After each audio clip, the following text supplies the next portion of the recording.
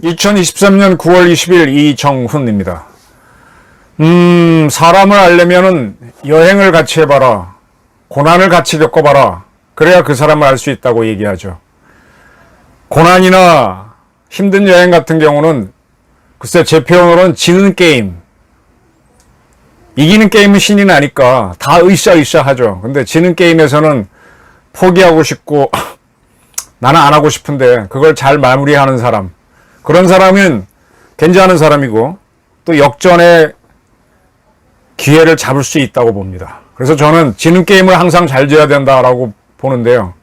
지금 이재명 민주당 하는 걸 보니까 야, 처절하게 무너지겠구나 하는 생각이 듭니다. 이재명과 민주당이 무너지는 거는 이제 시간 문제고요. 이제 남은 거는 민주당이 인질로 잡은 호남, 그리고 민주당을 조종해온 북한을 어떻게 다룰 것이냐, 이게 윤석열 정부의 과제가 된다, 이렇게 보겠습니다. 지금 이재명 대표는 민생을 위해 단식한다고 하더니 이제는 이재명을 위해서 자기 체포동의안을 부결시켜달라. 네. 어떨 때는 체포동의안 같은 특권을 포기한다고 해놓고 이제는 유지해달라, 이렇게 말을 바꾸는 사람이 되고 있습니다. 아주 처절하게 무너집니다. 저는 이재명을 대한제국을 일본에 팔아먹은 고종에 빗대도 과하지 않겠다. 야, 고종이요, 자기의 부인인 민비가 1895년 일본인에 의해 살해됐을 때는 자기는 겁이 나니까 팔도에 있는 조선 신민들이 일어나서 저항하라고 팔도 창의를 요구합니다. 창의는 의병입니다. 자기가 대한제국 군의 원수잖아요. 통수권자를 그때는 원수라고 그랬습니다. 직접 자기 군대를 지휘해서 싸우면 되는데 그렇게 되면 대일본제국하고 싸워서 이길 자신이 없으니까 조선 신민들이여 창의하라, 이런 지시를 내립니다. 그런 그가 1910년 한일 합방을 할 때는, 그때는 일본이 이제 그의 아들인 순종한테 황제를 하게 하고, 이 사람은 상황이라 그럴까? 퇴역한 황제로 물러서게 했는데, 그때 이완용이가 한 사인에 서명을 하고 그걸 제가를 순종이 하죠. 근데 그 모든 거를 조율하는 게 고종이죠. 살아있는 황제. 네. 일제로부터 돈을 받고 그렇게 합니다. 참, 국가의 원수라고 하는 사람이, 주권자라고 하는 사람이 자기를 위해서는 조선 신민들이여 일어나라 그랬다가 자기가 곤란해지니까 나라를 팔아먹습니다. 국민을, 그땐 국민이 아니지, 그렇게 자기 신민을 팔아먹었습니다.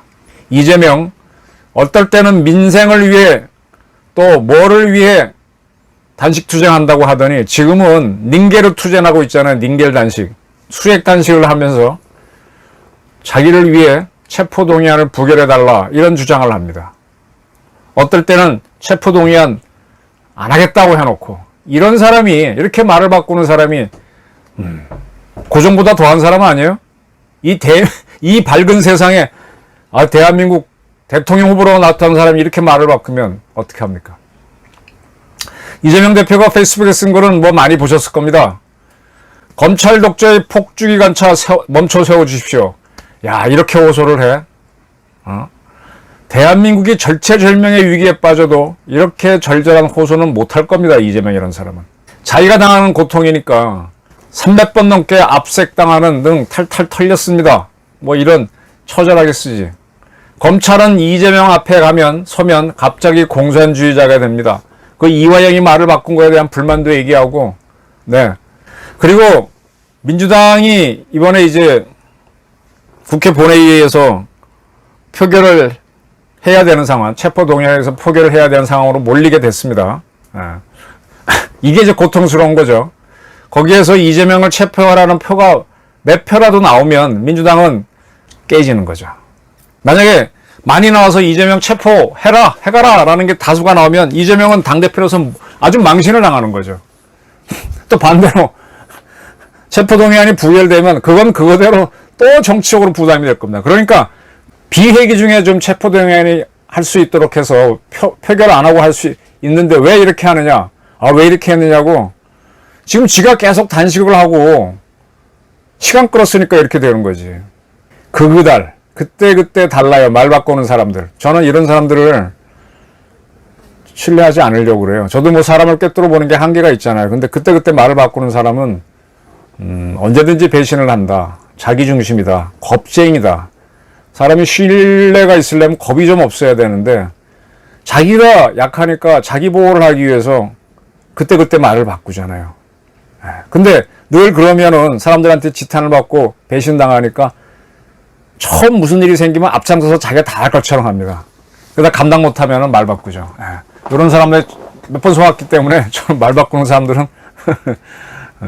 신뢰를 안 하려고 합니다. 근데 이런 저보다 훨씬 더 경륜이 많고 사람 많이 본 정치인들이 많을 텐데 민주당에서 이재명을 앞세워서 갔다는 거는 또 이해찬 씨가 이재명을 대통령 후보로 만들기 위해서 그렇게 계속 몇 년 전부터 해왔잖아요. 이건 뭐냐? 보이잖아요. 이해찬 정도가 사람 못 보겠습니까?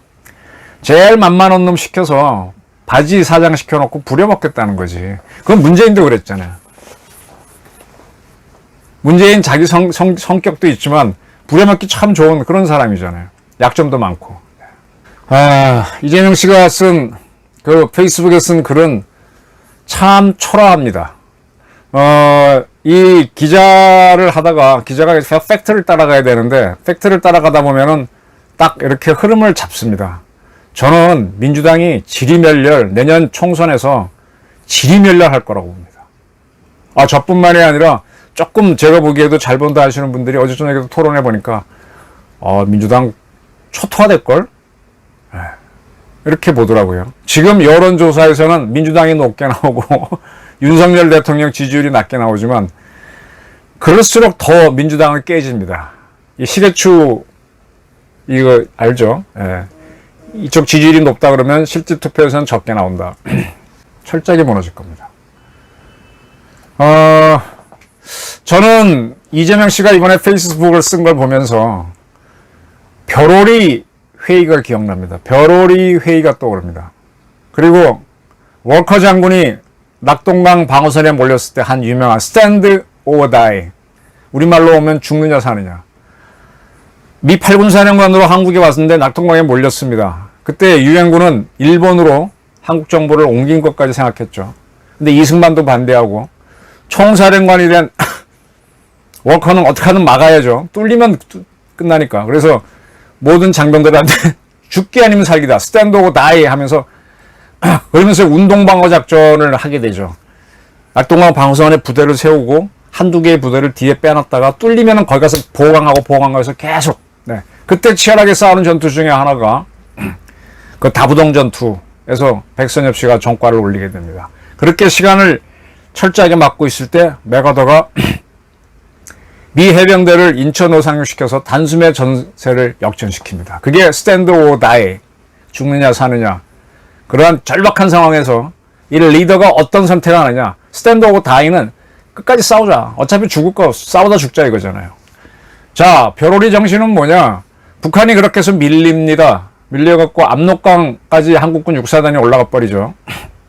그때 김일성이 어디로 도망가는가 하면 자강도 만포시, 만포가 압록강 바로 만포가 아마 저길 겁니다.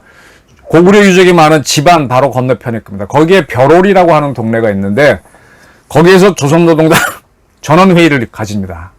그게 50년 12월 21일부터 23일까지 한 걸로 되어 있는데 여기서 김일성이 거품을 물죠. 그때는 이미 중공군이 참전해서 유엔군을 밀어낼 때입니다. 김일성이 거품을 물고 했기 때문에 인민군들 밀고 내려오는 거죠. 그래서 북한은 아주 힘들어지만 벼로리 정신을 강조합니다. 지금 그 벼로리 정신이나 스탠드 오 다이에 비했을 때 요래 페이스북에 이재명이 쓴 글을 보게 되면 나 좀 살려줘. 나 너무 힘들어. 그러니까 내가 그랬잖아. 밥 먹고 싸우라고. 회 먹고 싸우라고. 단식하지 말고. 수액은 영양분은 되지만요. 공복감이 느껴져. 배가 고파요. 배고프면 힘이 없어. 영양분이 없어서 힘이 없는 게 아니라. 지금 저렇게 제가 이재명을 옹호하는 세력을 진시황을 바보로 만들고 진시황 사후에 진시황 아들인 호해를 허수아비를 앉혀놓고 진시황 권세를 휘둘렀던 조고에 비교했는데 지금 조고들이 버글버글 하잖아요. 이재명 내세워서 막 이렇게 하고 싶은데 그럼 이재명은 계속 보호받는 존재가 되니까 그러니까 본인이 겁을 먹는 거야. 본인이 밥을 먹고 딱 나와서 전면에 나와서 싸워야 위험한 거 위험하긴 위험하지. 그렇지만 상황 판단을 하는데 이 저 방 안에 숨어서 보호만 받고 느끼기만 하면요 공포감이 커집니다. 조고한테 휘둘리면은 천하의 영웅도 갑니다 골로. 그래서 힘들지만 리더는 앞에 나와서 현장에 가야 돼요. 제가 기자를 할 때도 계속 현장에 가라는 요구를 많이 했고 그것 때문에 후배 기자한테 참 인기가 없었는데 현장에 가면은 방법이 있습니다. 문제를 풀 수 있습니다. 이재명은 숨어 있으니까 체포동의안 부결해달라 이런 참 소녀 같은 간절한 기도를 하고 있습니다. 그리고 민주당은 지금 한덕수 총리 해임안을 국회에 냈습니다. 이건 뭐 내서 통과되더라도 대통령이 거부하면 아무것도 아닌 거죠. 그러니까 서로 맞불을 놔도 왜 갑자기 총리 해임안을 내? 그러니까 이제 겁먹은 사람들이 총을 아무데나 쏘는 거예요. 머리 쳐박고 폐잔병이 되는 거죠. 지금 뭐 분석은 많이 나오고 있습니다. 지금 체포동의안하고 그 다음에 한덕수 총리 해임안이 올라왔을 때 현재 이제 최강욱 의원이 의원 상실했고 후임자가 안 왔으니까 148명만 동의하면은 두 개 다 통과가 됩니다. 그죠? 과반수가 그러니까. 근데 이를 위해서는 지금 국힘당에 국회의원이 딸리니까 민주당에서 최소한 27명이 해줘야 돼요. 해임에 반대하거나 한덕수 총리 해임에 반대하거나 이재명 체포동의안에 동의하거나. 근데 만약에 여기서 체포동의안이 체포해라 해임 결의안은 하지 마라 이게 나와버리면 27명 이상의 반란파가 있었다는 게 나오니까 민주당은 이제 힘들어지죠. 병이 끙끙 앓을 때랑 병이 세상에 밝힐 때랑은 하늘과 땅 차이입니다. 그게 두려우니까 이재명이는 왜 비회기 때 하지 왜 이러니? 그럼 진작에 그렇게 하도록 하든지. 이것도 저것도 안 됐습니다. 자, 제가 정치를 보는 거, 사건을 보는 거는 이제 민주당은 질이 멸렬일 겁니다. 질이 멸렬일 겁니다. 그러면 이제 남은 과제가 뭐냐? 민주당의 인질이 되고 있는 호남입니다. 지금 호남은 하도 이제 말 같지 않아서 기사가 요즘은 안 나오는데 잼버리 사태하고 정일성 공원 문제 가지고 치명타를 먹었어요. 강기정이라고 하는 광주시장이 정일성 공원을 만들겠다라고 하는 건 말이 안 되는 거죠. 그게 하도 말이 안 되니까 얘기를 안 해요. 요즘 홍범도 문제로 옮겨가 있잖아요.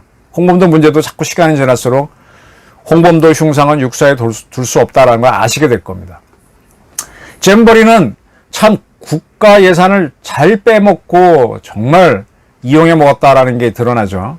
그리고 새만금 공항은 말도 안 된다는 걸 다 알면서 문재인이가 자기 퇴임 전에 타당성 조사를 하게 되면 1이 나와야 되는데 0.5도 안 나오는 걸 알면서도 준 거죠. 그런 것들이 다 잼버리랑 연결된다는 걸 알면서 지금 어떻게 호남은 굉장히 코너에 몰려 있어요.